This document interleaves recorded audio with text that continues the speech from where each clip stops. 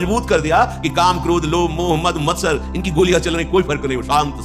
तब कहा जाता है ये महापुरुष है। विचलित नहीं हुआ, इतने प्रतिकूलताएं, तिरस्कार, अपमान पर विचलित नहीं हुआ। जब लाभ समझोगे नाम जप को, हानि समझोगे नाम विस्मरण को, तब आपकी स्थिति होगी कि प्रकृति के लाभ और हानि का कोई प्रभाव नहीं पड़ेगा। मानो बड़ी से बड़ी हानि हुई, नाम जब चल रहा है, भगवत आश्रय पुष्ट है, तो आपको भय नहीं होगा कि अब क्या होगा, सब हो जाएगा। सब बड़ा अलौकिक, आप बिल्कुल आश्चर्यचकित हो जाएंगे, ऐसा कैसे हो गया। एक एक बात आपकी सुन रहा है आपका आराध्य देव, एक एक सेकंड उसकी दृष्टि है आप पर। चिंता मत करो, हो सकता है एकदम हानि कर दे आपकी, जहां जहां सुख की आशाएं लगाई हुई हो। बड़ी कृपा है, वो सब हटा दिया। अब भी बड़ी कृपा है, अब तो कोई चिंता ही नहीं, जिसकी चिंता थी सब हट गया। राधा राधा राधा राधा। पुरुषों का, विषयों का, मान सम्मान का सब कुछ सानिध्य प्राप्त है, और उपासक के हृदय में किंचन मात्र उसकी प्रति लाभ बुद्धि नहीं है, उसकी हानि हो जाने पर उसे कभी शोक नहीं होगा। लाभ और हानि में तुम्हारे अंदर समान भाव आ जाए, कैसे आ जाएगा? प्रारंभ तो होगा ना, लाभ हुआ, अरे बड़ी कृपा, एक बार दर्शन करने गए, सब काम बनना शुरू हो गया, ठीक है चले आओ। थोड़े दिन के बाद अब तुम्हें पावरवान बनाया जा रहा है। आना, भगवत मार्ग में चलना, भक्ति मार्ग को स्वीकार करना, जो भागवतिक वृत्ति थी, अगर लौकिक लाभ में भूल गए तो हानि में वो छोड़ दोगे भगवत मार्ग। वो करके देखा कोई लाभ नहीं भाई नहीं। अगर ये प्रश्न उठा तो शरणागति में कलंक है। अरे हम जिनकी शरण में हुआ विनाशी है, उनका विधान मंगलमय, वही होगा जो परम मंगल है। स्वीकार के द्वारा नाथ माया बहुत आकर्षित करती, मेरा बल काम नहीं करता, हे प्रिया प्रीतम, हे वृंदावन धाम, हे सद्गुरु। रो रहे हैं आप, अश्रद्धा मत करना। जो निष्काम होने से साल भर का लाभ था वो आपका है, वहां जमा है, चिंता मत करो। आपकी चलते चलते आप में ही ऐसी सामर्थ्य आ जाएगी कि रोना धोना बंद हो जाएगा, और आप उस भूमिका से ऊपर उठ जाएंगे। आपको लग रहा है काम तो वैसे ही है, आपकी वो तब पता चलेगा जब आप ओहो, ये तो प्रारंभ से ही हमारी प्रार्थना स्वीकार कर ली गई थी, और मुझे पुष्ट किया जा रहा था इस जलन के द्वारा, मैं तो समझ ही नहीं पाया। बाद में समझ में आया जब विधान का स्वरूप जाकर, ओहो कितने कृपालु प्रभु, तुम्हें अपने प्रभु को लेकर संतुष्ट। भगवत स्मरण चल रहा है, भगवत आश्रित है। अगर हार भी होती तो हमारी जय ही होगी, जो जय का फल होगा वही हार का भी यहाँ फल होगा। ध्यान रखना, बहुत हिम्मत वाले बनो, बहुत साहसी बनो। ये परमार्थ को समझ लोगे तो तुम निराश नहीं होगे। जो कुछ साधन बन रहा है, मुझे नीचे में तो सामर्थ्य नहीं, मेरे आराध्य देव की कृपा से, गुरुदेव की कृपा से, तो लड़खड़ाओगे तो बचा लेंगे, ये विश्वास रखना। अहम करोगे, वास्तविक हमारे में सामर्थ्य नहीं है कि इन महावीरों से लड़ सके। काम, क्रोध, लोभ, मोह, मद, मत्सर, ये माया के बहुत प्रचंड सेनापति हैं, पूरे त्रिभुवन को परास्त करने की सामर्थ्य रखते हैं। तो जो शहीद आवा शरणाई, रखियो दाई प्राण की नहीं। भगवान कह रहे हैं, यदि तुम भयभीत होकर मेरी शरण में आ गए हो तो अब निश्चिंत हो जाओ। जैसे सबको प्राण प्रिय है, ऐसे मुझे शरणागत प्रिय है, वही बचाते, वही। हम हार गए पर हम हैं प्रभु के, कदम पीछे नहीं हटाएंगे। तो आप जीत गए, जो जीतने का फल था वही आ गया। आपकी शुद्ध शरणागति बढ़ती चली जा रही है। अपमान में तुम्हारी समान बुद्धि हो जाए, होना ही चाहिए, करना ही पड़ेगा। स्वामी, इस शरीर रूपी मंदिर में आप विराजमान, हे राधा वल्लभ लाल, कृपा करो कभी ऐसा भाव ना आने पावे कि मैं पूज्य हूं और आप सबके हृदय में बैठे हुए हैं। आपको भूल कर किसी व्यक्ति को देखूं कि मेरा वो पूजन कर रहा, नाथ कभी ऐसी अधम वृत्ति ना आवे। सदैव यही वृत्ति बनी रहे कि मैं सचराचर का सेवक हूं। स्वामी रूप से सचराचर है और मैं उसका सेवक हूं। ऐसे धैर्यवान बनो कि तुम्हारा चित्त श्री कृष्ण प्रिया प्रीतम से कभी अलग ही ना हो। अगर आप मान अपमान में, लाभ हानि में, जय पराजय में चित्त दोगे तो प्रभु को भूल जाओगे, तभी प्रभाव पड़ेगा। और प्रभु का अखंड स्मरण चल रहा है, प्रभाव।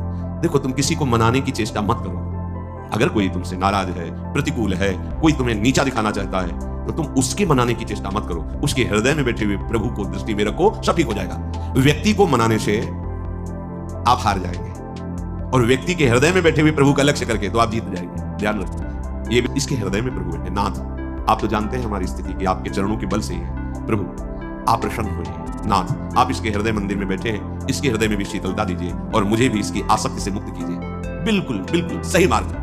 प्रभु को भूलकर उस व्यक्ति को अगर मनाने की चेष्टा की तो फंसते चले जाओगे। ध्यान रखना, दृष्टि में आराध्य देव मानकर भावना होनी चाहिए, तभी क्षमता आती है। व्यक्तित्व को देखेंगे तो फंस जाएंगे। पकड़ लेना हमारी बात, ये अध्यात्म की गूढ़ वृत्ति है। अगर इसे नहीं पकड़ोगे तो परेशान हो जाओगे। ये माया है, ये ऐसे जाल फेंकती है, इससे बचने के लिए ही सत्संग है। बड़े भाग पाइप सत्संगा, तो बिना ही प्रयास हो ही भवभंगा। ये क्योंकि प्रयास करके उन्होंने अनुभव किया और आपको बता दिया। सामने व्यक्ति को रिझाने की जब जब चेष्टा की गई है, तब तक असंतोष और क्रोध आया है। भगवत दास्ता पुष्ट हो रही कि अब तो किसी काम का नहीं रहा। नाथ, आप हारे नहीं, आप जीत गए। आप गिर नहीं रहे, आप चढ़ रहे हैं। उस समय आपको अनुभव नहीं होगा, लेकिन परिणाम में आपको अनुभव होगा। करोड़ तुम्हें दुर्वचन बोले जाएं और नीच पुरुषों द्वारा तुम्हारा अपमान किया जाए शास्त्रों प्रकार से, पर तुम्हें विचलित नहीं। दूसरे श्लोक में भी श्रीपाद, ये भागवती की स्थिति है। ये संसारिक माया ग्रसित जीव इसको थोड़ी समझेंगे। जितना तुम सहते जाओगे उतनी ऊंचाई पर पहुंच जाओगे। ये सीढ़ी है, सच्ची मानिए।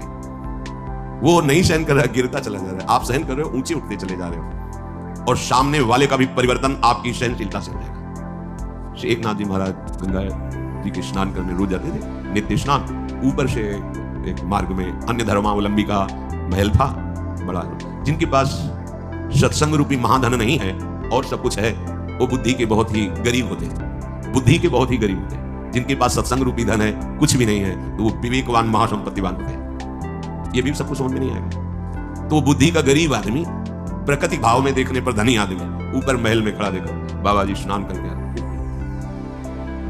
ऐसे तो बनता है ना, कौन थोड़ा ऐसे भी नहीं देखा। गए फिर स्नान कर, 100 बार होता, 100 बार स्नान, हार गया, ऐसे भी नहीं। नीचे उतर गया, साष्टांग प्रणाम किया, जब क्षमा करो, ऐसे महान हृदय वाले का मैं अपमान कर रहा था, मुझे क्षमा करो, मैं बहुत नीच हूं, मैंने बड़ा अपराध किया। तो भैया आपने कोई अपराध नहीं किया, जो लाभ हमें 100 दिन में मिलता वो मुझे आज 1 दिन में आपने प्रदान किया।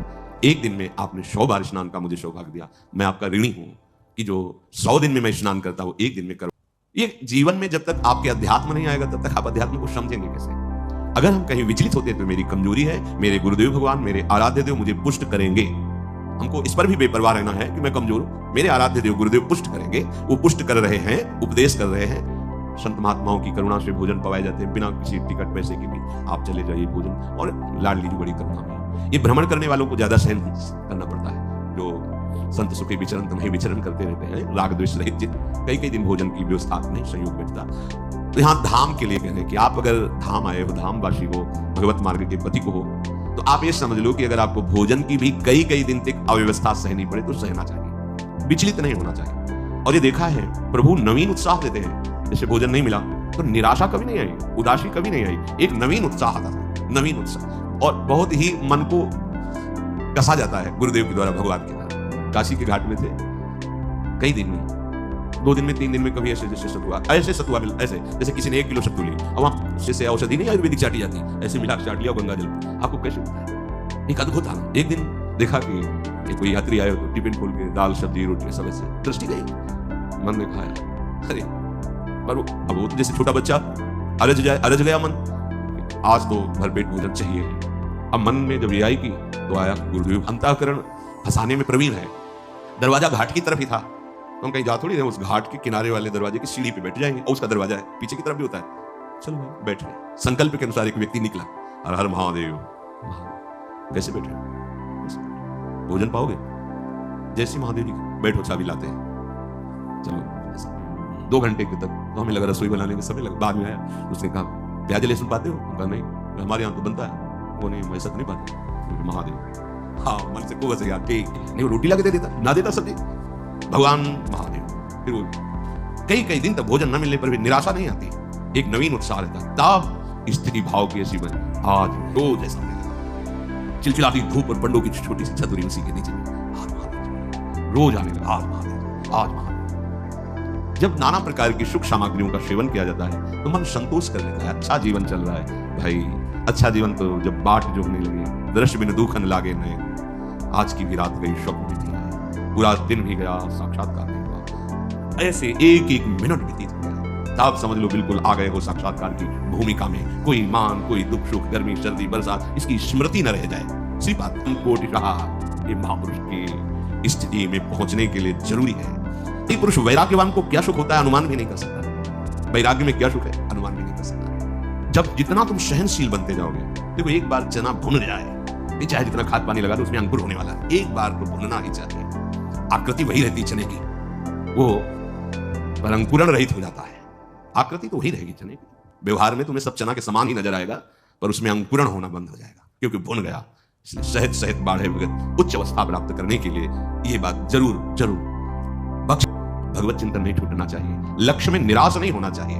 फिर और बढ़िया बात कह रहे हैं, काम आदि तुम्हें भारी पीड़ा देंगे, ये भारी पीड़ा को विषय पुरुष नहीं समझ पाते। जैसा भाव आया वैसा विचरण करें, तुमको क्या पता चले किसकी पीड़ा क्या होती है। भाव आया और उसको रोका, वो जो जलन व्याकुलता व्यथा पैदा होती है उसको सहना। देखो यदि काम वासना की तुम मार को नहीं सह पाए तो प्रेम को सहने की योग्यता तुम्हें आई ही नहीं। प्रेम जो गृहस्थ में धर्म संज्ञा केवल संतानोत्पत्ति, जो वैराग्य आजीवन इससे युद्ध करके से, और ये कुछ दिन का युद्ध है। अगर स्वीकृति नहीं बनी ना भोगों की तो कुछ दिन के बाद ये शांत हो जाता है, ऐसे शांत हो जाता है जैसे हवा रहित स्थान पे दीपक रख दो, ऐसे शांत। एक तार भगवत स्मृति, धैर्यपूर्वक एक बार निश्चय कर लो। अब ये जन्म निष्काम था, पर वही संभल पाएगा कुसंग रहित, कुदृश्य रहित, कुवाक्य रहित, गंदी बातें नहीं करनी, गंदे दृश्य नहीं देखने, गंदा संग नहीं करना, गंदा भोजन नहीं करना और लक्ष्य पे दृढ़ रहना है। दृढ़ता का स्वरूप है हर समय भगवत स्मृति प्राण और निष्काम। राधा वल्लभ लाल को हृदय ध्यान मुख नाम, इससे बड़ी कोई स्थिति नहीं। मुख में नाम चल रहा है, हृदय में प्रभु का ध्यान है, कोई कामना नहीं, सबके प्रति प्रेम व्यवहार। श्री धाम वृंदावन हमारी विश्राम भूमि, श्री राधा रुक चरण निवास, महामहिमामयी स्थिति। पर सहना पड़ेगा प्यारे, सहना बहुत कठिन है। भगवत प्राप्ति कठिन नहीं है, भगवत प्राप्ति की तैयारी बड़ी कठिन है कि गुरुदेव भगवान ने मुझे तैयार कर दिया। वस्तु तो तुम्हारे हृदय में कहीं आनी जानी नहीं है, बस उस तैयारी में हमको थोड़ा एक भाव रखना है, करती है। ऐसे गुरुदेव अपनी कृपा पे रख के काम क्रोध लोभ मोह मद मत्सर सबकी धज्जियां उड़ा देना।